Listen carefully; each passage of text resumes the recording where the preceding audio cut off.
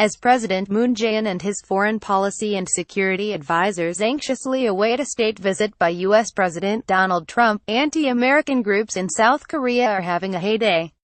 The groups held a series of demonstrations over the weekend to protest the U.S. president's visit.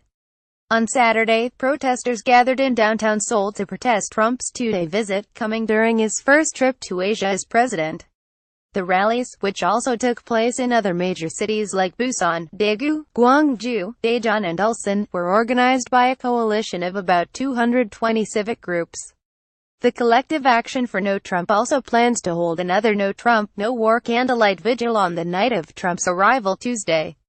The protesters say they oppose the visit of the U.S. president because he has stoked fears of war on the Korean peninsula with provocative statements on North Korea.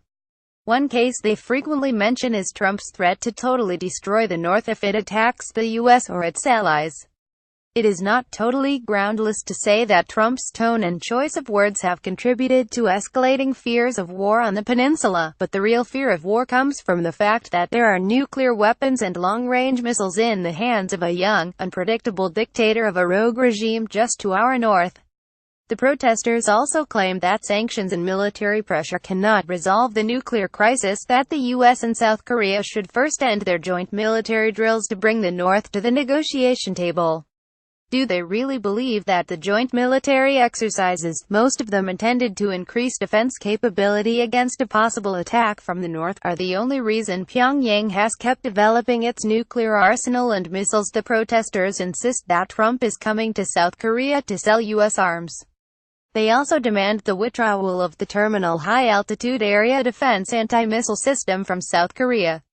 They also forget the South Korea's military alliance was the decisive factor in driving out the North's invaders in the Korean War and further deterring another war on the peninsula. Besides their belief in the wrong cause, the anti-Trump protesters resort to contemptible means that raise a lot of eyebrows. Last month, anti-American protesters who had gathered in Busan on the occasion of the U.S. Navy's birthday and called the U.S. president a dotard, a word North Korean leader Kim Jong-un had used to condemn Trump in the heat of a war of words. In August, some anti-American protests even burned an effigy of the U.S. president.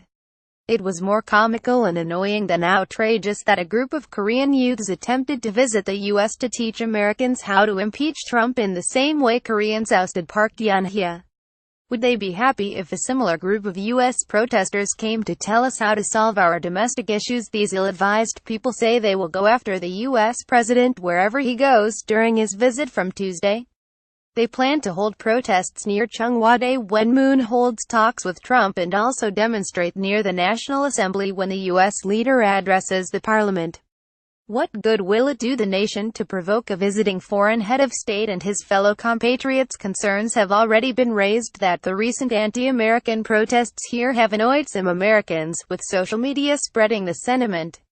That kind of development is least desirable in the view of the need for the two allies to work together closely to deal with the North Korean crisis.